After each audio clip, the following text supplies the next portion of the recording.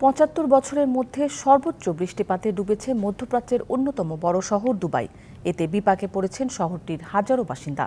পাশাপাশি রানওয়ে প্লাবিত হওয়ায় বন্ধ হয়ে গেছে বিশ্বের অন্যতম ব্যস্ত বিমানবন্দরও।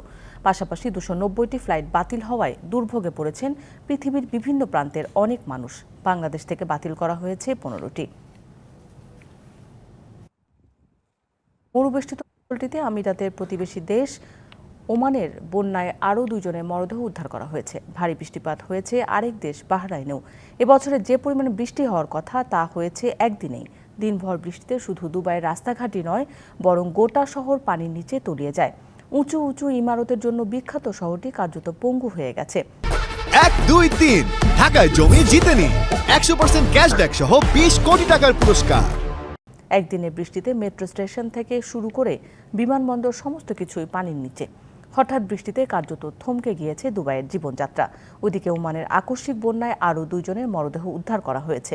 এ নিয়ে মৃতের সংখ্যা ১৯। জরুরি সেবা কার্যক্রম অব্যাহত রয়েছে।